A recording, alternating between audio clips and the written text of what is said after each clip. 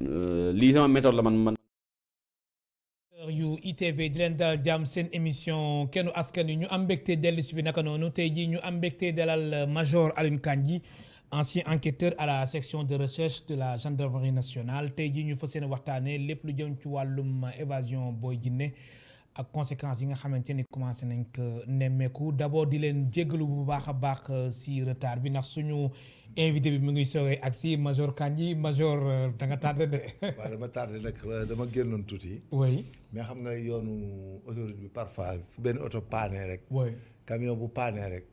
bon ça peut avoir des conséquences quoi ci dem bi. donc ça nous a bloqué presque plus de 15 à 20 minutes. oui. c'est ce qui m'ont répertorié sur les 18 minutes de retard.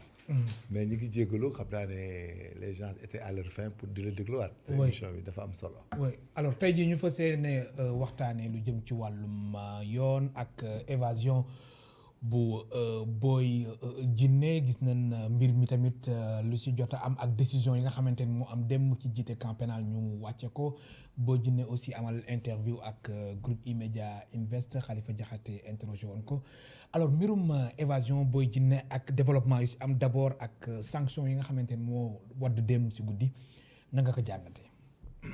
xam nga évasion moom quand même c'est un délit parce que kii évadé day fekk ne yoon da ko téye pour ay faits bien définis. soit mu nekk en instruction en instance de jugement wala ñu condamné ko. donc en tout état de cause dafa nekk ci statut pénal. donc loi daf ne des fois am na ñoo xam ne juger opportunité. bu avant ñu lay juge ñu téye la pour sécuriser. wala ñu condamné la pour te sanctionner. donc yow amoo droit génn même bu porte kaso bi ubbee ko woon waroo génn. dans un état de droit quoi bu dee sur le principe du droit. waroo dem waroo dikk. donc Boy Djiné comme ni ko nit ñi amee habitude di ko wax muy Baye Modou. il avait les plus éminents avocats du Sénégal quand même. tout le monde avocats yu bëri ñu bëgg di ko plaider. donc moom en tout état de cause statut bi mu amoon ak fi mu tolloon ak coow li ko toppoon. ay évasion moom ci côté waru ko woon def.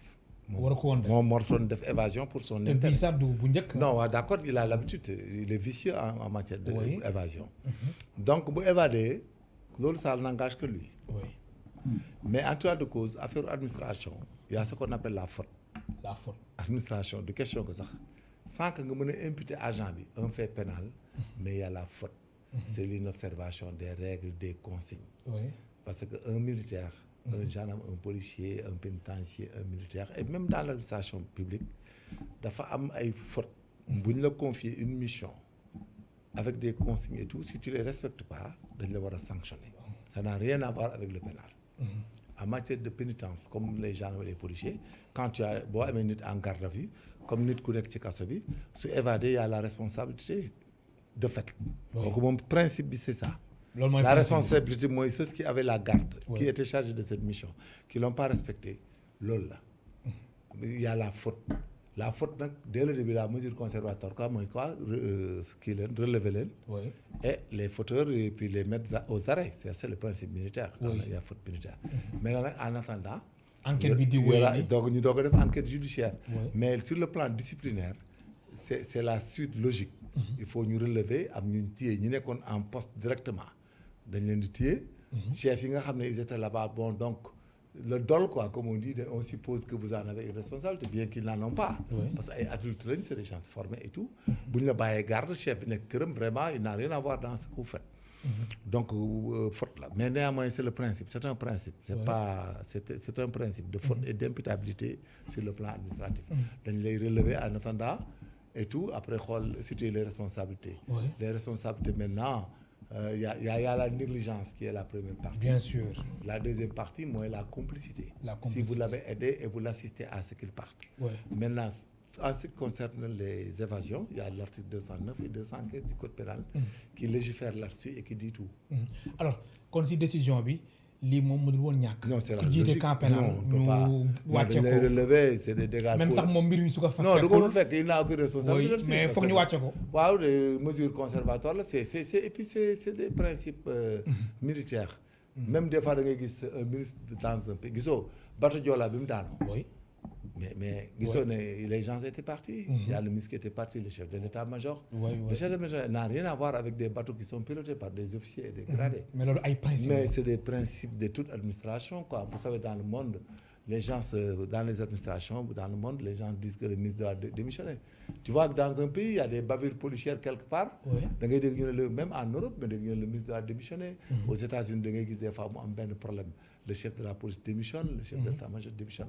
C'est des principes qui sont liés à l'administration. Administration boo gis.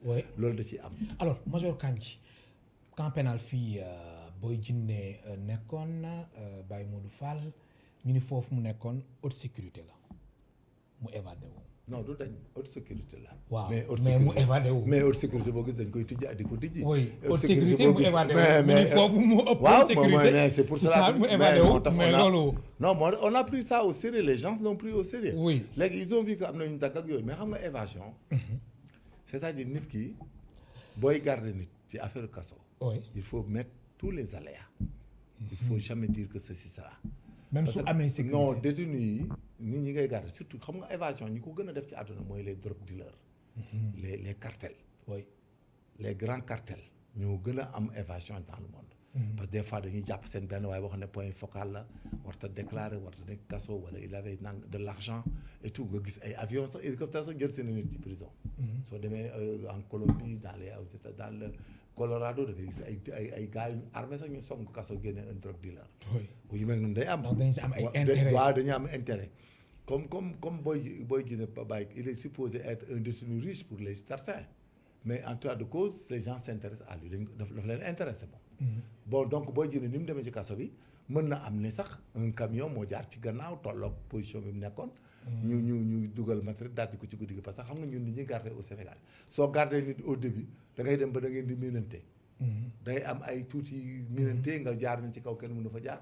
terrasse sax léegi dañ koy def ay système nga sotti ko ci mu ronger ciment bi ak fer bi dagg ko nga teggi teg fële yana donc maintenant mais quand même prisonniers yi prison yi dañ cay garder 24/24. non mais garder bi mooy laa lay wax. oui au Sénégal ñun nous avons l'habitude on ferme et on est dehors.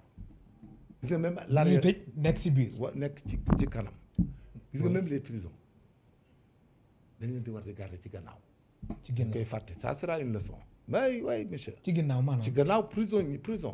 xamal prison des fois da ngay tabax prison nga supposé ne mur bi cellule yi duñ tafu ci mur de clôture bi ça ne veut rien dire. waaye kiwul dara mais mën na bënn mur de clôture bi ñu bënn fii dugg jël ko sa gannaaw nga dem. c'est-à-dire il faut isoler les prisons au Sénégal. Il y a les systèmes des miradors pour superviser tout le monde. Il y a aussi les arrières. Cela veut dire que qu'il y ait complicité ou non complicité peu importe il faut prendre des dispositions yoo xam ne c'est dañuy réaliste. prison il faut les surveiller à l'intérieur ça c'est un dispositif de veille. C'est pour ouvrir et terminer. mais prison yi da leen di contrôler. c'est-à-dire il faut derrière que les gens aient l'habitude que la prison est là il éradique les arrières et que il surveille que personne ne puisse sortir de là-bas et entrer. même boo dajee di jéem a génn doon.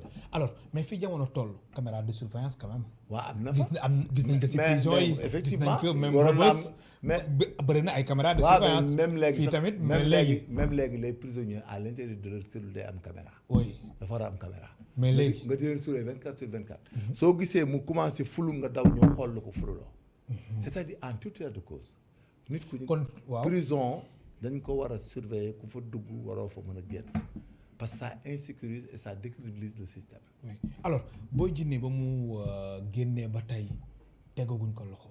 mais ñoom dañ ko teg loxo parce que. loolu jaaxalul la. mais yéen a ko waroon njëkk a teg loxo. ñun ñu ko interviewé mais yéen ñu ko interviewé yéen a ko waroon jàpp c'est pas légal il faut qu'on soit clair. il faut on est dans un état de droit. oui. Quelqu'un qui tue, c'est comme si quelqu'un tuait, il vient, on le recherche pour meurtre ou assassinat, pour l'interviewer et vous n'informez pas la police. Non, ça ne fait pas partie de votre déontologie. Hein. Ça, il ne faut pas l'oublier aussi. Il faut qu'on me claire sur une scène. Il y a des crimes et délits qui aillent au-delà de ça. Si vous avez les informations tout court, vous pouvez ne pas les dire. Mais vous ne pouvez pas recevoir un criminel ou une personne recherchée par la police. Vous l'interviewez et vous n'informez pas la police. Alors, la gendarmerie. Léegi loolooy problème Boy Djiné. Boy Djiné, tout le monde l'interviewe. Vous l'avez interviewé où? mais on vous le demande, vous l'avez interviewé beaucoup. mais xam nga loolu duñ ko wax. waaw mais non moom mooy. major loolu duñ ko non wax. d'accord mais samay waay ngeen nag. mais dama leen di wax loolu duñ ko wax. waaw mais non Boy Djiné il est en état délictuel. oui te Boy Djiné infraction yi ñu koy topp da ci am yoo xam ne sont qualifiés crime. xam nga crime du crime de sang rek. am na yoo xam ne c'est des infractions aggravées les vols en temps de nuit avec infraction SAP violence supposée c'est-à-dire toute infraction tout vol en temps de nuit avec 2 circonstances aggravantes est considéré comme crime. vol qualifié donc Boy Djiné est dans le régime criminel. Tout apport extérieur est assimilé comme ce qu'on appelle un assimilé, un fauteur ou un assimilé. C'est-à-dire, les gens qui sont en état criminel, si vous avez des informations, vous pouvez ne pas le dire. Mais vous ne devez pas les recevoir, les fréquenter, alors qu'ils font l'objet de recherche. C'est ça, pour la prochaine fois, quoi. Alors, bon, on est ensemble, mais pour la prochaine fois, n'entrez pas dans ce jeu, quoi. Oui. Alors, ma fàttali suñu mbokk téléspectateurs yi ñu ngi dalal Major Alioune Kandji, ancien enquêteur à la section de recherche de la gendarmerie nationale. Alors, Major Alioune Kandji gis nañ Boy Djiné si biir waxtaanam mu ni moom dafa tàyyi si luñ ko tëj maanaam lii bokk na si ay méthodes am maanaam. mu jàpp ni vraiment liñ ko teg moom da koy mettitlu ba tegul si yoon moom moo tax mu doxalee nii. xam nga Boy Djiné procureur de la République nii les juges d'instruction. oui. du ci kenn ko xam injustice daal la wax non dafa nag rek. Boy Djiné kenn sàccul procureur sàccul juge d'instruction. juge d'instruction procureur bi ay information lañ ko indil ñu yóbbu ko ci juge d'instruction ñu koy instruire. ils n'ont aucun intérêt outre que de dire le droit pour affaire Boy Djiné. le jeu là qu'il joue il faut que ça arrête. fii Sénégal duñ jël ne ku am problème avec la justice rek diaboliser justice bi. yow procureur bi yow moom mooy victime le juge d'instruction n'est pas victime. mais le jeu des Africains on comprend c'est normal. pour des avocats il faut qu'ils disent autre chose pour génn ci pour droit de l'homme ici et on pense que dans le monde actuel les droits de l'homme surtout en Afrique pensent que ñoom il faut défendre les détenus les criminels et les autres pour que nga am aura. voilà doo dégg kenn ku défendre boo défendre victime. ñu ne way day défendre nangam ñi ko kuñ sàcc sax léegi Sénégal ñu ne alal di ko sàcc dafa sonn. donc ce qui Boy Djiné mënta tàyyi ay tàyyi bi muy wax ça ne tient pas la route. waaw tàyyi bi ça ne tient pas la route. Boy Djiné il a fait des cumuls et concours d'infraction. procureur bu responsable da koy instruire jusqu'au bout ba gis lu ko leer mu def ko. munoo jël nit koo xam ne sàcc na fukki nit. wala jiñ nañ ko ça dépend ñu sàcc wala ñu jiñ ko évadé 12 fois ngeen bëgg ni moom dañ koy jël tey jugé ko tey takk lépp ba. y a un principe. kon moom lu muy wax ni. mbirum longue détention préventive. loolu endossé mais c'est son cas qui le nécessite. mais il est dans la complexité infractionnelle boo xam ne kenn mënut a. kon da nga wax ni moom lii nii loolu la mérité. mais moom li ñu koy def mais non du question mérite. mais c'est le régime juridique qui doit lui être appliqué il faut de l'instruction ba mu leer. ñu xam kon mbir mu warul mën a gaaw. non wartoon dem pour son intérêt parce que moom def na bruit ñu ngi enquête yëpp am na ñu ko bàyyi am na ñu lutti ñoom maître Baba ngi ci. ñoom maître Moussa Sarr ngi ci même Doudou Ndoye évolué mais day def ndànk ñu ngi ils avaient tenu le bon bout. ñu ngi doon élucider. mais quand même aussi. wartoon daw même au-delà même de Boy Djiné gis nañ si kaso yi ñi nga xamante ni dañ fay nekk yàgg fa kenn du leen wax tooy na kenn du leen wax wow na duñ leen juger seen dossier ay at ñu nekk foofu. mais loolu tamit mais loolu Major Kandji mais loolu war nañ ci non les droits de l'homme il y a des droits de l'homme les gens qui font les droits de l'homme et les avocats ñooy lijjanti loolu mais loolu du nekk argument. waaw mais quand même longue détention yi quand même mu ngi mais am na. waaw mais déggoo li ma la wax mais dama ne argument bi moo dul. du tax mu am kii comment on appelle émeute dans les prisons. ce qu'on appelle comment on appelle encore émeute dans les prisons. évasion. C'est-à-dire longue détention bi c'est des questions de droit quand vous êtes victime d'une longue détention le procédure pénale am na lu mu wax ne si la personne est gardée au-delà pour telle date et telle date il doit être immédiatement libéré. Il faut avoir l'habitude de prendre des avocats et que ces avocats fassent leur travail. Si vous avez un détenu quelqu'un qui boo xam ne sa client la il faut que les gens prennent des avocats il faut qu'on arrête de tout régler en mais am na ñoo xamante ni quand même xam na ni mënuñu am avocat. non mais y a des associations. mais am na si ñu nekk si non am na non. non mais Moussa non dama bëgg wax ni la am na association. buy wut avocat mais am na si ñoo xamante ni sax dañuy nekk kaso mais xamuñu. mais amuñu ku leen jàppale mais d'accord l'administration pénitentiaire mi ngi koy def da koy signaler day def rapport mensuellement. après ñoom ñu jox leen ay avocats commis d'office. non defal ndànk gis nga gars oui dañuy def ay cumul ak des infractions connexes. oui des fois nga dégg waa ji di wax y a des erreurs judiciaires dans tous les pays am na ñoo xam ne dañ leen di jàpp ci erreur téye leen am na ñoo xam ne dañuy ñëw ci instruction bi il peut pas s'expliquer gars yi duñu mën a comprendre li mu def ak yeneen éléments yi ñu téye leen di continuer instruction mu yàgg mais ce qui est normal dans un état de droit xam nga aussi il faut pas qu'on diabolise que sénégalais boo wax mu ne amul c'est-à-dire loolu mooy problème bi. am na ay associations yu jëlal nit ñi avocats sans donc il faut que ça soit clair. Oui. L'administration pénitentiaire fait des états et des rapports concernant les personnes gardées. Et les procureurs là chaque fois nga indi correspondance dañuy xool correspondance bi bu dee instruction la nekk ñu communiquer. Il faut qu'on aille vers l'administration centrale de la justice au lieu que ñu jéem a jox nit ñi raison ku nekk ci kaso ñu ne way il a duré il a nag au Sénégal nous avons des avocats il faut que les gens apprennent à prendre des avocats. Il faut que boo amee sa mbokk mu nekk ci kaso bi nga toppatoo ko xam nga aussi nit ki amul benn nit bu amul mbokk. oui Il y a l'observatoire des prisons qui part dans les prisons et qui fait l'audit. Sénégal fii les gens ne font que parler dans la rue. koo fi laaj day jéem a labat day wax pour génn kaso wala. mais Major Kandji d'accord nga ni que ni am na ñu nekk ci kaso bi def juróomi at wala ñeenti at ñu génne ñu atte leen. ñu tëj benn at. c'est ça ñu perdre yeneen année yi. waaw day am mais loolu longue détention moom préventive moom moo koy waral. mais en tout juste. ñoom suñu leen teeloon atte. ñu xam fu ñu féetee. mais attention mais imaginer koo xamante ni dañ ko daan benn at mu def juróomi at wala lu ko ëpp quand même. monsieur attendez boo ku dégg ni du ko comprendre. oui lan nga. xamul tax du comprendre. oui xam nga yow des fois. day am koo xeexal. nit non da nga am benn contact ak nit. oui nga ci biir li ngeen seq ci violence. xeex wala xuloo waa ji dee. waa ji dee. waaw lan si diggante non dafa nàkk rek day dee ci saa si. vous êtes ensemble sa benn waay ngeen nekk fenn jotee wala nga dem bitig wala nga am koo jotal ci koñ bi wala jigéen wala quoi que ce soit nga am lu ngeen jotee rek ci tumulte boobu rek mu dee. xam nga yaa mort d'homme. oui on l'appelle de l'homicide. le homicide intentionnel xam nu ñu ko tuddee. intentionnel tout court l'intention de donner la mort s'appelle comment. Quand tu tues quelqu'un intentionnellement, on l'appelle meurtre. Meurtre, oui. Si c'est précédé de préméditation et de guet-apens, on l'appelle assassinat. S'il n'y a pas intention de donner la mort et autres, on l'appelle homicide involontaire. Oui. L'homicide involontaire est un délit. Muy benn hypothèse du crime.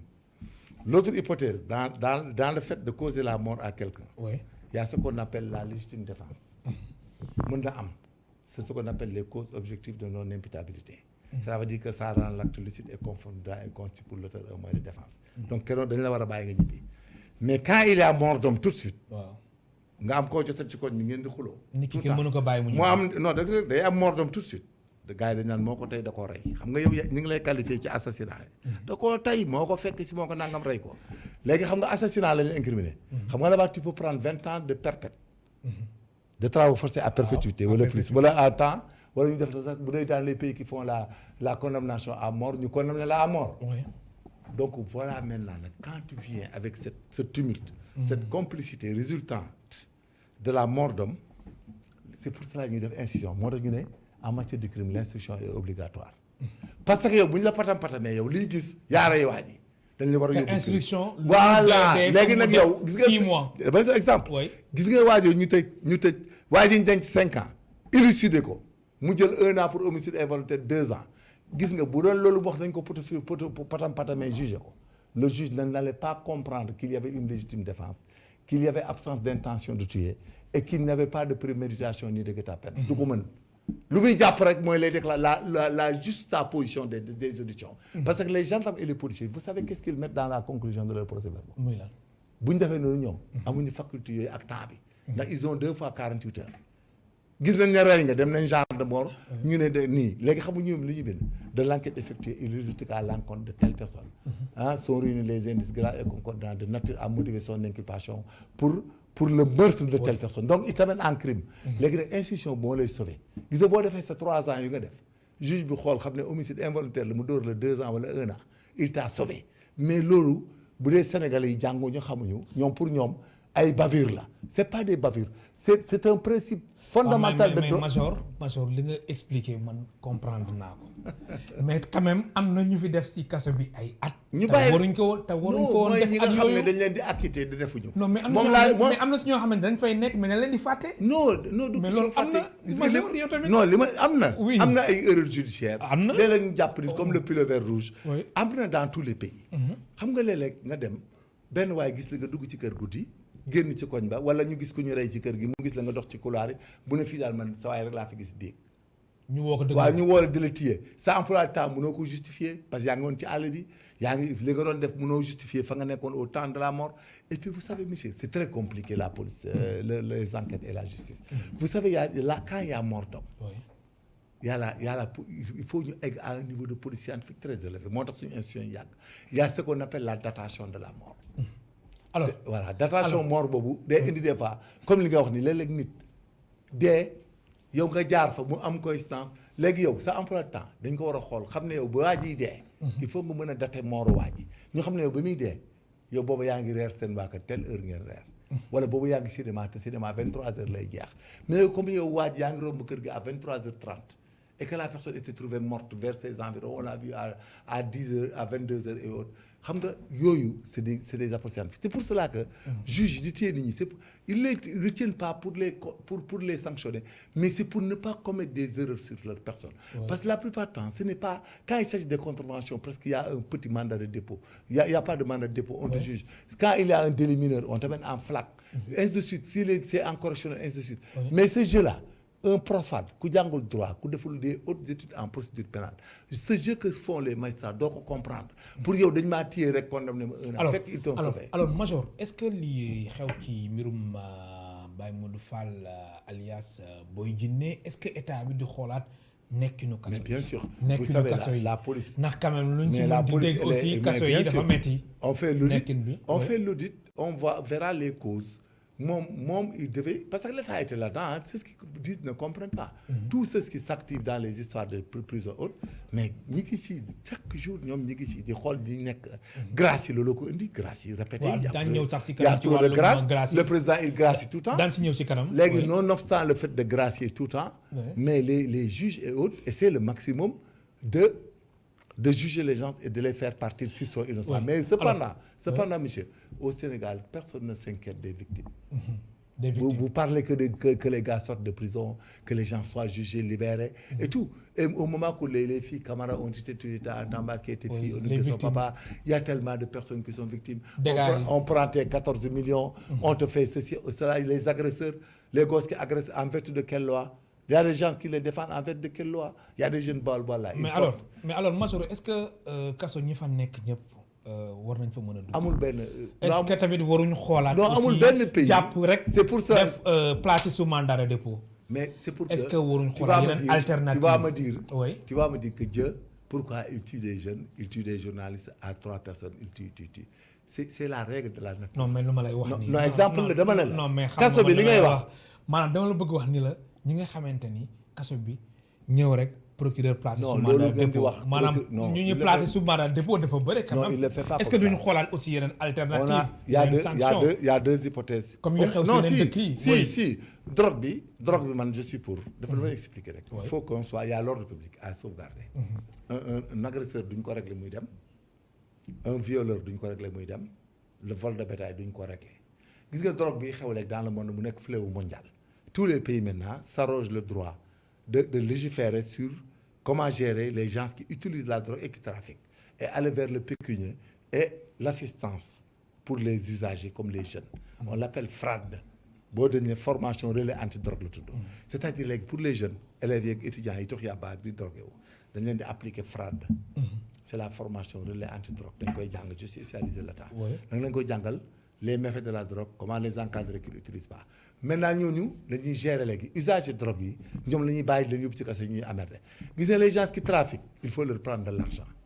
mu jeex tàkk muy benn. il y a des infractions comme les abus de confiance l'escroquerie et autres.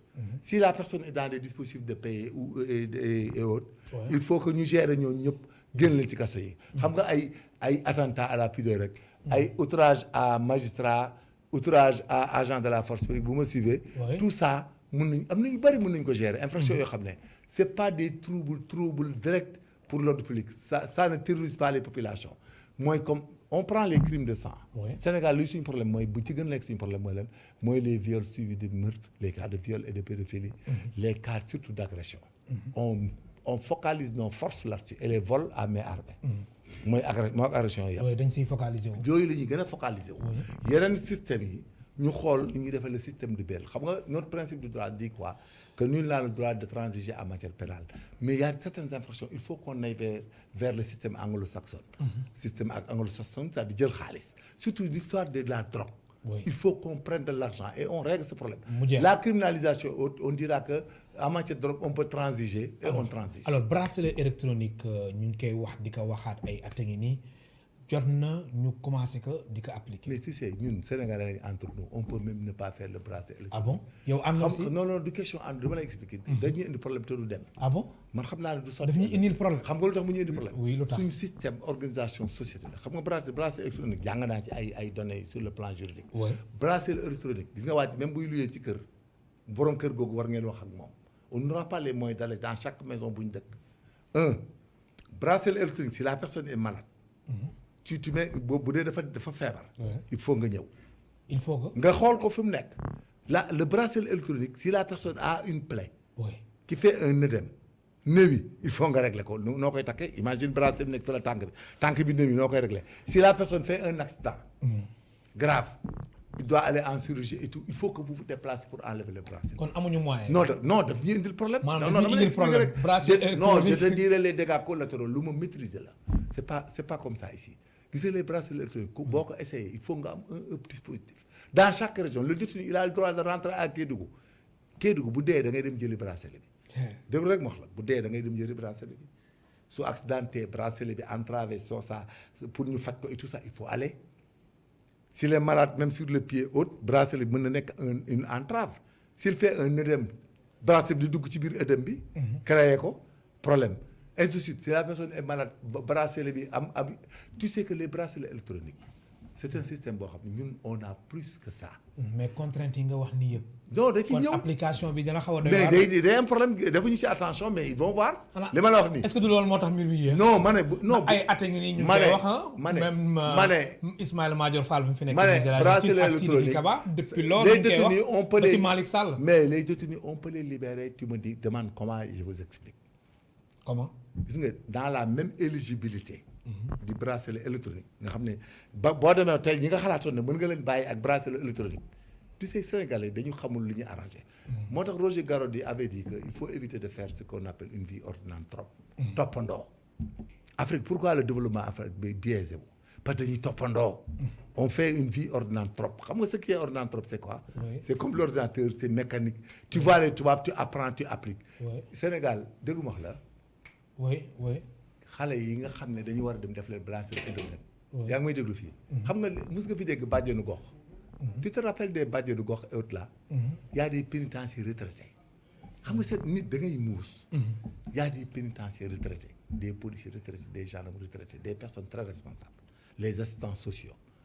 gis nga gars yi nga xam ne da nga leen di bracelet ñu ngi wax ne da nga xam ne mën nga leen bañ a ñibbi da nga leen di laaj fu ñuy retiré wu donc. Ce sont ces gens que tu vas organiser qui vont les gérer tout court. avec jeex na tàkk bu ci ñàkk sa xaalis bu dee lu mu mën a doon je te dis écoutez-moi bien c'est du sérieux. Oui. Parce que les pénitenciers retraités là. gis nga boole ces gens là ils peuvent goo si génn pénitenciers retraités yi ñoom ngay organiser ñu am ay benn agence. gis nga wala benn looy defar saa xam wala GIE. gis nga ces gens là ñoom ngay jox. des moyens qui seront moindres et mécaniques et plus efficaces. oui ñoom ngay jël gos yi jëm Guédiawaye day am ñu leen res. ñi nga bàyyi ñu dem Guédiawaye ñooñu looloo seen liggéey chaque matin Modou Fall foo nekk Demba Ndiaye noo def dama malade dama demoon Touba damay dem Touba. buy dem ñoom lay tàggu. il faut créer institutionnaliser le système outre que de nous arroger. des systèmes électroniques des systèmes techniques yoo xam ne ëllëg ak si. am na solo waaw moo ñuy bloqué. pénitencier la ñuy organiser retraités yi.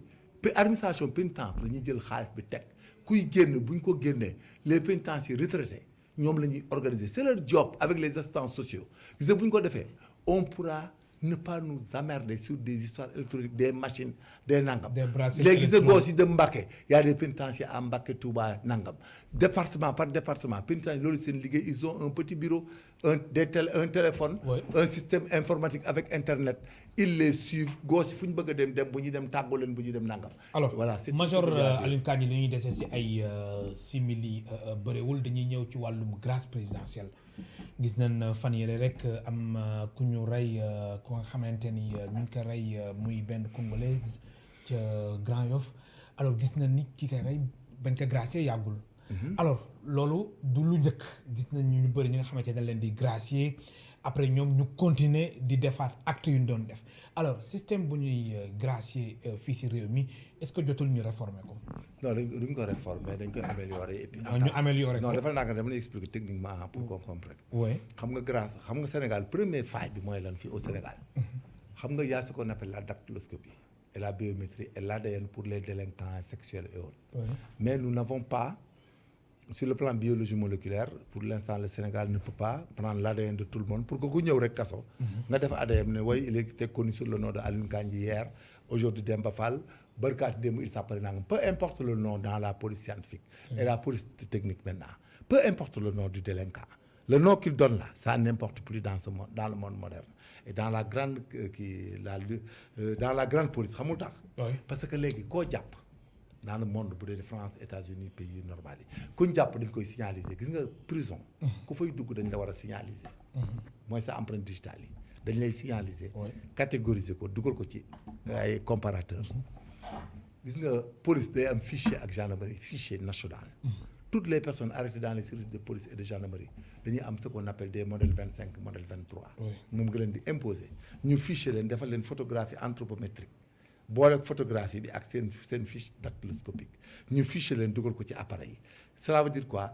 koo jàpp rek da nga xam kii naka mës nañ ko jàpp gendarmerie ak police da nga bu ñëwee pénitence dañ koy signaliser avant muy dugg man j'ai fait la signalisation en Côte d'Ivoire chaque matin dañ daan dem prison man ñu signaliser leen bu ñu signaliser leen dugal leen même benn jour am na benn cadavre boo xam ne dafa dee foofu ñu signaliser ko ci tur mu ndeke dafa nëbbatu ba gars yi ñëw di jël si corps bi mais fekk parents yi xam nañ ko ndax dañ koy xam mais nooyam jox yëpp foo la mais ñun dañ ko signaliser ci tur bi mu ñu jox mais signaliser nañ ko mais bi mu dee parents yi ñëw mais ñu ne leen ñu wax beneen tur ñëw mais après dañ jël carte d'identité bi xool les empreintes digitales comparé ko ak empreinte waa ji effectivement il avait donné un faux nom mais il pouvait pas échapper parce que c'est du sérieux léegi dañuy signaliser bu ñu signaliser bu duggee première hypothèse bi mooy délinquant bu ñëw ci prison bi bu ñëwee tur bu mën a ñëwee rek bu yegsee danañ xam ne kii jaaroon na fi kon ndam ne woon nañ ko arrêté woon nañ ko xam lépp bu ñu demee pour grâce du leen tromper du nekk délinquant mineur ay régime délinquant mineur du ci am li ñu ko mës a jàpp dañ koy xam muy benn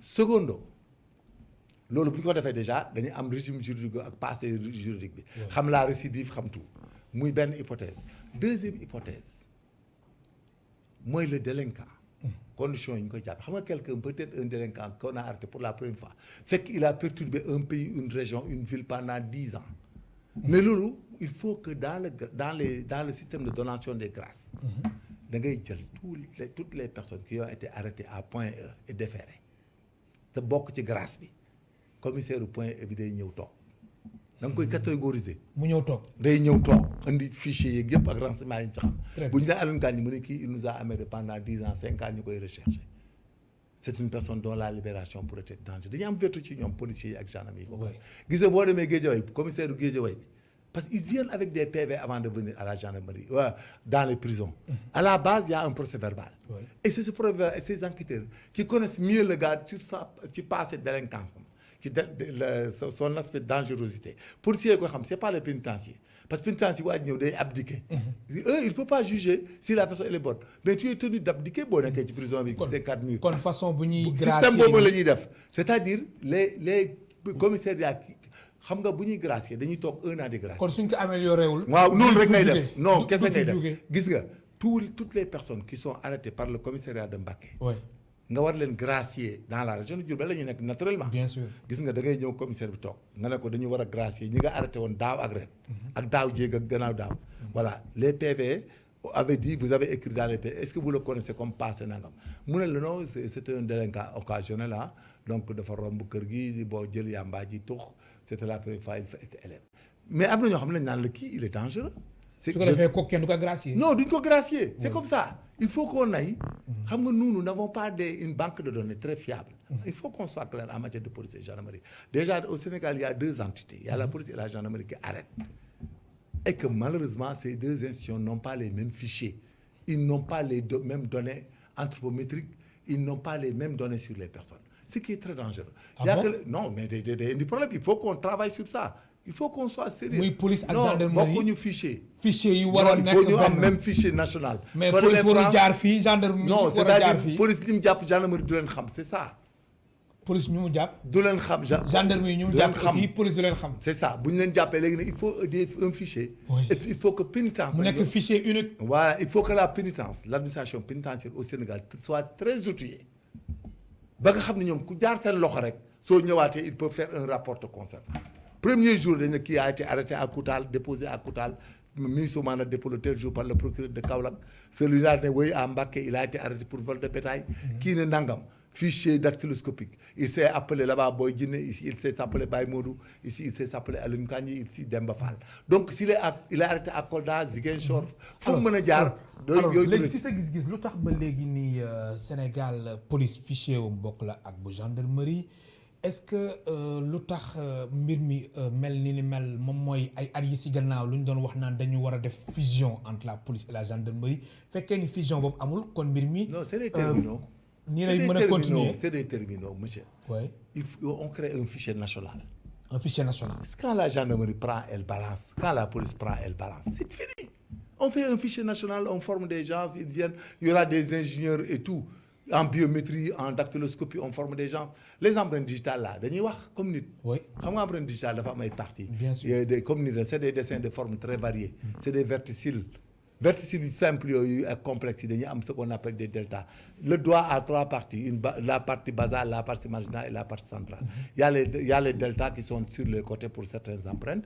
Maintenant il y a Galton un ingénieur en biométrie et tout en dactyloscopie. kon suñu autorités yi dañu war a travailler c'est facile ci benn fichier unique national entre la police et la gendarmerie avec développer l'administration pénitentiaire en matière de signalisation et de dactyloscopie ku dugg seen loxo ñu signaliser la côté la infraction bi nga ñëw tout boo ñëwee beneen tour ñu xam ko il faut que pénitence egg niveau boobu impérativement maa la wax loolu sinon du dem jamais sinon nii rek impérativement il faut que administration pénitentiaire ku dugg seen loxo ñu signaliser le fichier la et puis am terminaux nga xam ne ñoom ku fa dugg rek le même jour y a des gestionnaires des terminaux. alors si sa gis-gis dafa am ay blocage ak ay contraintes ba léegi nii autorités yi mënuñu dem comme yow li nga wax ni xam nga fusionner alors lu tax mbir mi non fusionner la gendarmerie et la police ce n'est pas du ay ordre de jour xam nga le système c'est la technique le mécanisme la taxonomie de faire la police dans un pays c'est ça qu'il faut définir. Oui. Et il faut mettre des dispositifs communs pour régler ce problème c'est très simple. li ma la wax la fichier central national ngay am gis nga sénégalais de pays boo gis il faut nit ña fay doto il faut nga xam leen étrangers yi les passagers les nouveaux résidents les sénégalais xam nga ñiy jóge bitim réew ñaata façon nit lay doon ñiy jóge fenn di ñëw dañuy ñëw Sénégal nekk des étrangers léegi ñu ne ay résidents nouveaux résidents waaw des nouveaux résidents ñi fi jaar jàll on les appelle des passagers il faut qu'on arrive à tout ça et puis gis nga même les quartiers là du pays les maires là il faut que chaque borom kër lay ku luyee nit nga defal ko fiche indi copie carte d'identité.